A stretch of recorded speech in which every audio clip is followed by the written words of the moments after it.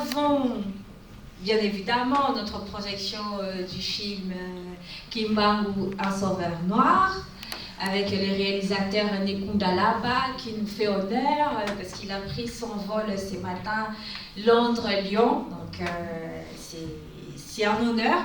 Et d'ailleurs, on s'est vu ici en 2019 pour la projection de Kipavita, la mère de la révolution africaine. Donc c'est un réalisateur et producteur lui-même, donc vous verrez à la fin du film, on en discutera au moment du débat.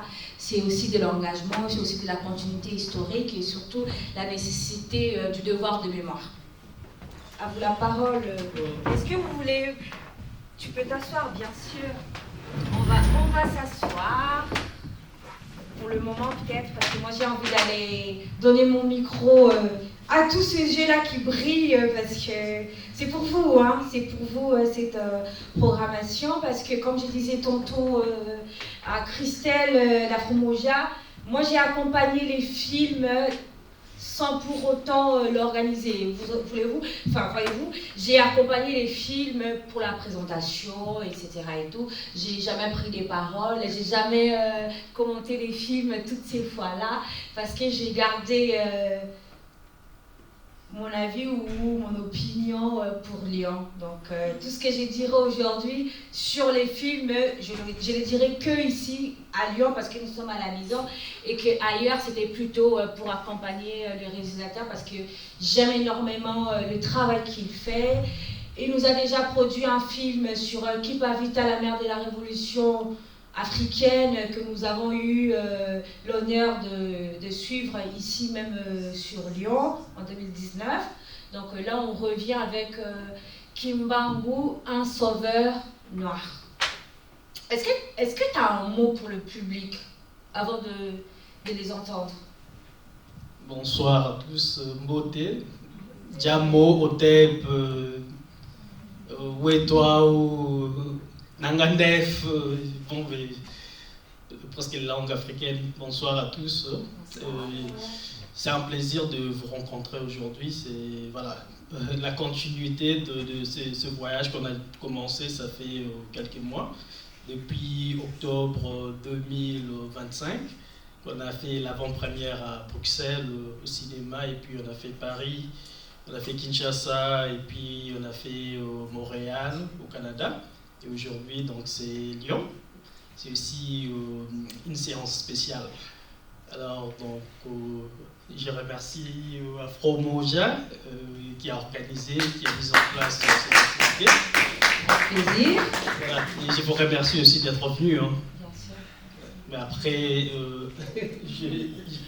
Bien sûr. je serai ravi de répondre aux questions. Alors, est-ce que vous avez des questions sur le film, sur la réalisation, sur ce que vous venez de suivre et de voir? Moi, je vais me lever comme ça, la salle ne va pas rester calme. Bien sûr. Bonsoir à vous, Sel Sabil, présidente de l'association Binat Nalger, Entre nous le bien, vocation sociale et solidaire d'accompagnement des publics en difficulté globale, étrangers d'origine étrangère, issus de la diaspora algérienne, maghrébine et africaine, et la participation et une meilleure connaissance et la mise en lumière de l'existant humain, de l'histoire. Je suis un petit peu touchée, je vous prie de m'excuser ou pas, parce que c'est quand même très touchant, du territoire algérien, maghrébin et africain.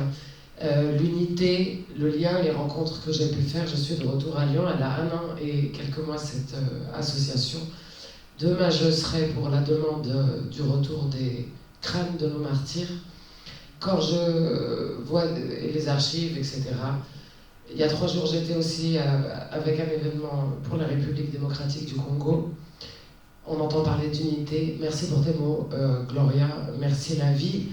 Merci aux étudiantes qui m'ont permis de faire tout ce lien de rencontre et de réintroduction. Merci Mama. Je ne voulais pas poser de questions, je voulais juste vous remercier d'exister, cher artiste, combien tu nous as touchés, et vous remercier de participer à cela. Et j'ai pris quelques éléments, des ressources, et il y aura dans les réseaux et un peu partout un livre par pays africain dans les réseaux, et ils finiront par connaître notre histoire avec la sagesse qui nous appartient, avec le maintien du sourire, parce que même si on a vécu le pire, nous avons dans notre héritage, nous sommes debout, donc nous sommes déjà une victoire. Et merci de poursuivre cette réalité qui sera différente, et moi j'y crois. Merci à vous. Merci.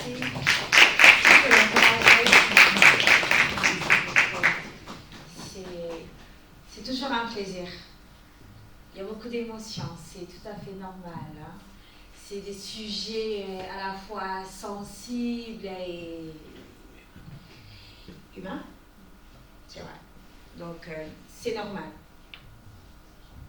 Le micro est à vous.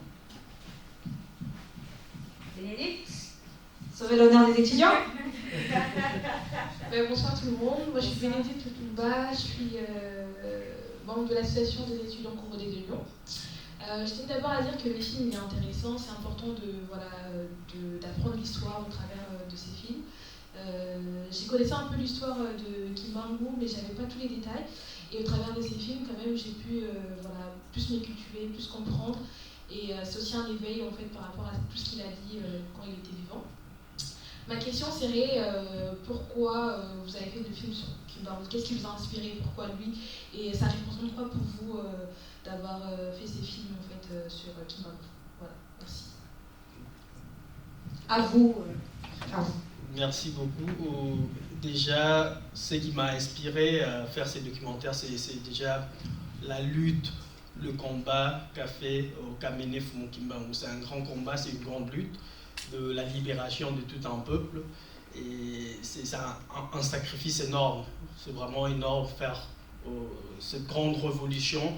À l'époque, il faut voir les contextes qu'on a soulignés ici dans le documentaire. C'était pas un moment facile, mais s'est levé pour combattre le régime colonial, l'oppression coloniale.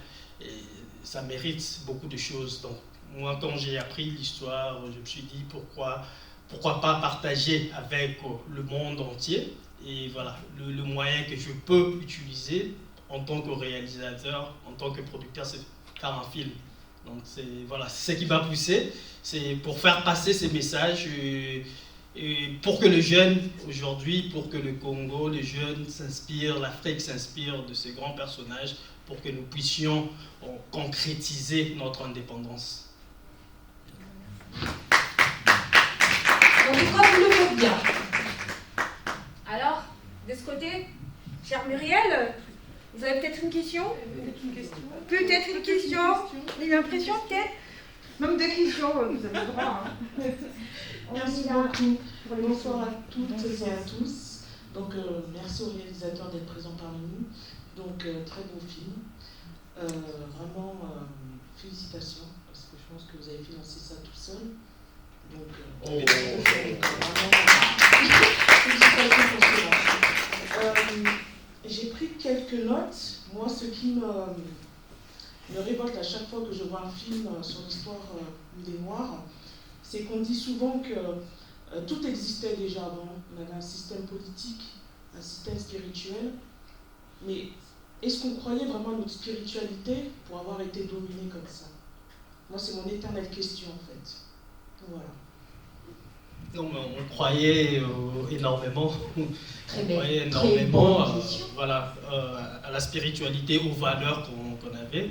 Je pense que c'était question de temps. Et aussi, il faut savoir que nous, Africains, on a un grand cœur, en fait. Quand on recevait les Européens, c'était amicalement, on prenait les Européens comme nos frères, etc. Mais il y avait un agenda caché derrière, donc ce qui est arrivé, c'est arrivé.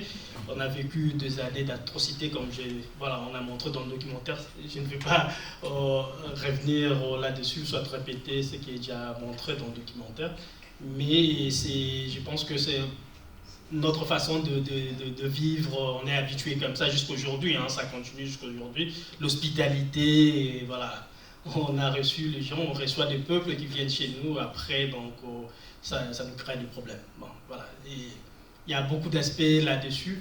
Je pense que si c'est l'aspect spirituel aussi qui joue dans tout ça. Donc il y a beaucoup de choses, je pense qu'il y a beaucoup de choses à dire là-dessus, surtout sur le plan spirituel aussi. Il y a eu des combats voilà, du point de vue spirituel. Bon, peut-être que c'était le moment que l'on puisse céder pour qu'il y ait voilà, la passation de pouvoir voilà, à travers d'autres peuples du monde. Mais c'est que les gens parfois ignorent le pouvoir au monde sur qui le fait. Aujourd'hui, hier c'était l'Afrique qui dominait, après c'est voilà, l'Europe, voilà, nous voyons venir l'Asie par exemple à travers la Chine et d'autres États. Mais quand on arrive à ces points-là, à diriger le monde, c'est pas pour mater les autres, c'est pas pour anéantir les autres en fait. C'est juste un pouvoir surquilaire en fait. C'est de cette manière que le Créateur a créé les choses. Donc on est au monde, dans le monde plutôt. Voilà, il y a plusieurs races, il y a plusieurs peuples au monde. Donc voilà, ça surquille. Et c'est pour qu'il y ait une complémentarité et non une domination. Et c'est que nous avons vécu, parce que quand nous avons dirigé le monde, c'était pas la domination, c'était pas pour anéantir les autres peuples. On a partagé le savoir, on a partagé ce qu'on avait avec les autres peuples. Mais voilà, ce qui s'est passé avec les Occidentaux, c'était autre chose. C'était voilà, complètement pour anéantir la population africaine. Tout ça. Bien sûr. Muriel, vous êtes satisfaite de votre réponse? Merci. On va prendre une question là. Je sens que Georgie a une question. Non. Ben si. T'as pas de question, elle est sûre? Un commentaire. Sacha peut-être? Non? Alors je profite juste de prendre la parole parce que je dois y aller malheureusement dans 5 minutes. Mais je voudrais déjà dire un grand merci déjà à Fred pour ses douces mélodies. Merci à Moja pour cette belle initiative et surtout à vous le réalisateur parce que ce genre d'œuvre pour moi c'est hyper important en fait déjà pour la mémoire, pour la connaissance, que chacun puisse connaître son histoire aussi, en tout cas l'histoire de cette période, parce que ce n'est pas notre seule histoire. Et pour les archives, c'est hyper important. Et c'est un très beau documentaire. Merci vraiment pour ce travail. Et moi, j'ai juste une question sur peut-être, est-ce que ça a été difficile de faire ce documentaire, par exemple aussi d'accéder aux images d'archives, parce que je vois que vous avez quand même beaucoup dans le détail à quel point ça a été compliqué ou pas de pouvoir accéder justement à toutes ces informations auxquelles on n'a pas forcément accès comme ça facilement. Voilà. Merci beaucoup. Je pense que du point de vue visuel, surtout du point de vue visuel, on a connu beaucoup de difficultés. Parce que vous savez, à l'époque coloniale, on n'a pas documenté, on n'avait pas accès peut-être aux images, etc. C'était plus contrôlé par le colon, la Belgique par exemple, dans le cas du Congo, c'était la Belgique qui contrôlait. C'est la Belgique jusqu'à aujourd'hui qui détient des archives sur le Congo. Et même, non, au-delà de la Belgique, il y a aussi le Vatican qui détient, qui possède beaucoup d'archives sur le Congo, qu'on n'a pas accès jusqu'à aujourd'hui. Et voilà, donc c'était une démarche qui était difficile, documenter cette période, et un documentaire qui dure 2 heures, c'était pas facile. C'est pourquoi j'ai utilisé d'autres moyens, recréer des scènes aussi pour illustrer ce qui s'est passé. Donc, du point de vue des archives écrites, etc., c'était aussi l'un des problèmes. Donc, mais je me suis inspiré principalement sur des écrits de secrétaires de Funkimbangu, qui ont écrit, qui écrivaient en tout cas du jour au jour ce qu'ils étaient en train de faire. Ces archives sont disponibles, mais c'est pas disponible à tout le monde. Il a fallu fouiller, etc. Il y a quelqu'un qui m'a posé cette question au Canada parce qu'ils n'arrivaient pas à trouver ça, mais bon, quand on s'est mis au travail, on on arrive aussi à trouver aussi, les ancêtres nous inspirent aussi, nous soufflent par où passer pour obtenir certaines informations. Donc, voilà. C'était pas facile pour dire vrai, c'était un grand travail qui nous a pris beaucoup de temps. J'en profite une petite question, parce que ça va répondre à une question qui t'a été posée au niveau de Paris. Est-ce que tu es kimbanguiste? Bien sûr que je suis kimbanguiste, mais après, quand on parle du kimbanguisme, c'est pas seulement l'église, c'est la conviction, c'est voilà, c'est l'idéal, c'est être dans la lignée de Fumu Kimbangu. Je n'appartiens pas à l'église kimbanguiste, mais je suis kimbanguiste authentique, donc je suis la vision de Fumu Kimbangu. C'est ce qui fait que je sois kimbanguiste dans ce sens-là. Merci. C'est clair. D'autres questions?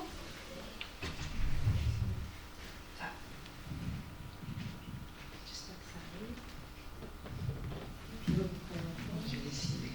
Bonsoir. Et, Bonsoir. en tout cas, merci. Merci pour ce tourbillon d'émotions. Je suis partie de la tristesse à la joie, à un fou rire de temps en temps, parce que les scènes qui ont été reprises étaient parfois assez drôles même. Merci beaucoup en tout cas. Merci à Fred pour ces émotions aussi fortes. Merci en tout cas pour cette initiative. C'est Fred qui m'a envoyé... oui, et je pensais que j'allais arriver en retard, j'étais déçue, mais quand j'arrive, ça venait juste de commencer.